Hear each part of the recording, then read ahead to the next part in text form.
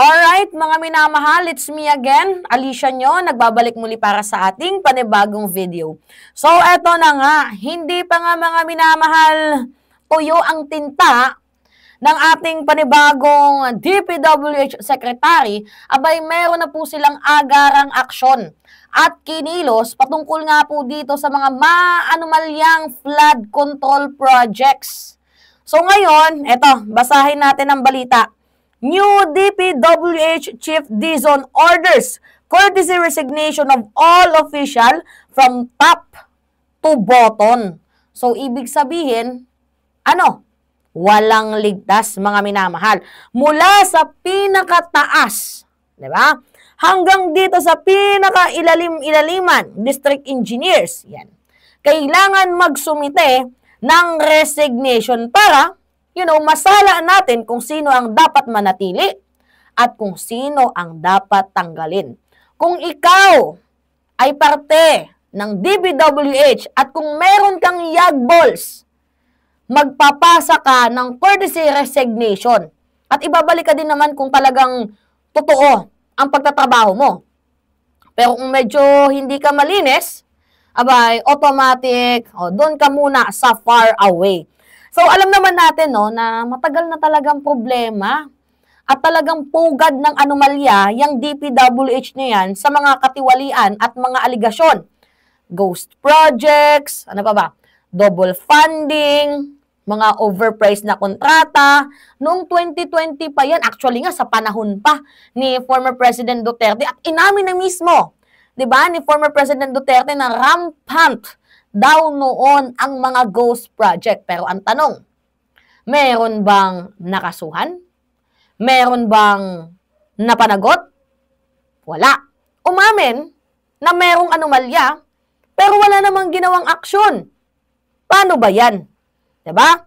So ngayon, itong ginawang aksyon ng ating panibagong DPWH Secretary, abay, isa po ito sa makakapagpabago ng ating sistema. Actually, alam nyo kung ano yung nagustuhan ko sa part ni PBBM? Kung i-contrast natin dito sa part ni former President Duterte, noon, sa panahon ni Digong, aminado lang na merong ghost project, pero wala tayong nakuhang hustisya.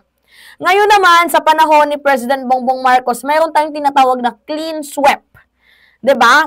May resignation, may mga kaso, may investigation para matukoy natin ang mga magnanakaw ng kaban ng bayan sa loob ng ahensya. And nagpapakita ito na talagang literally na mayroong political will ang ating administrasyon at malinaw ang direksyon ni President Bongbong Marcos na hindi lang salita, kundi kilos at gawa. A clean sweep. Clean sweep. 'Di ba? Sa madaling sabi, isang paglilinis at panibagong panimula sa DPWH. Pero, ito yung tanong natin. Enough ba? Enough ba sa tingin nyo, mga minamahal, na mag-resign lang?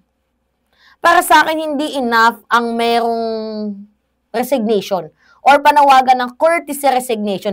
Kailangan merong kasong maisampa. Kung totoo ang mga ghost project na nakita natin, 'di ba? Well, totoo naman talaga. Paano natin makikita ang ghost project? Multo nga, 'di ba? Kailangan merong kasong isampa. Kailangan merong managot sa batas. Hindi pwedeng resign lang tapos a-apply ulit sa ibang ahensya. Ano kayo? 'Di ba? So ngayon, kung may mapapatunayan, 'di ba?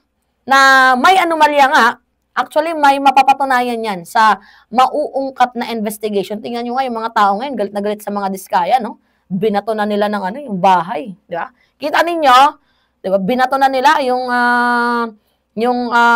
company nila. Kalimutan na natin yung Alpha ba yun?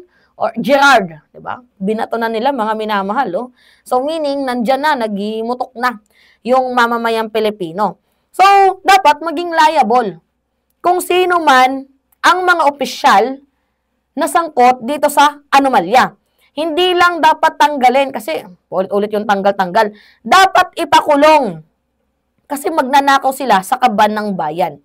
Ngayon, dito tayo sa comparison Sabi ko nga sa inyo, ang ganda ng administrasyon ni President Bongbong Marcos kasi nagtitake sila ng action, 'di ba? Approachable yung action nila.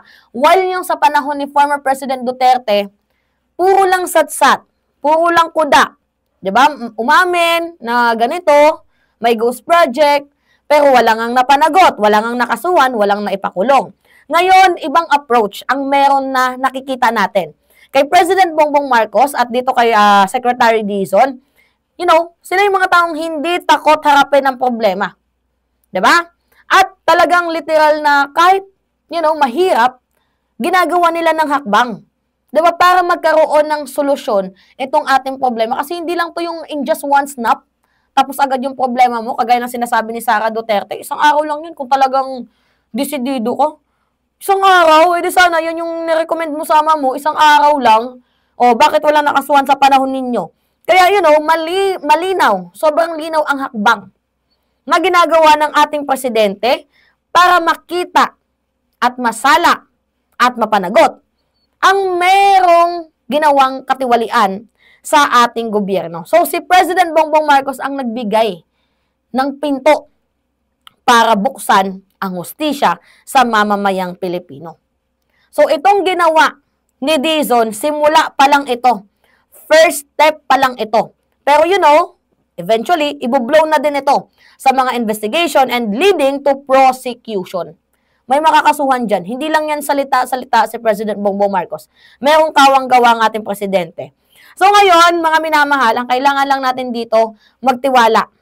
Kaya nga, dapat magkaroon ng independent body, di ba? Dapat di makialam itong si Rodante Marcoleta kasi malinaw na gumagawa lang naman ng hakbang ang ating presidente or talagang natatakot siya. 'Di ba? Yung hakbang na ginagawa ng ating presidente, napakaseryosong aksyon 'to. 'Di ba? Para sa panimulang pagbabago at makamit natin ang hustisya. Taon-taon ba naman na nararanasan nating pagbaha? 'Di ba? Sira-sirang kalsada at mga nawawalang pondo, hindi pa ba tayo iingay diyan? 'Di ba? Kailangan nating ipakita sa taong bayan na hindi lang sa panlabas ang panlaban natin dito sa mga maanumalyang flood control projects. Dapat seryoso. 'Di ba? Katulad ni President Bongbong Marcos, seryoso siya. 'Di ba? Sa kanyang ginagawang hakbang. Kaya mga minamahal, ibang klaseng political will ang nakikita ko sa ating presidente. Talagang meron tayong matatawag na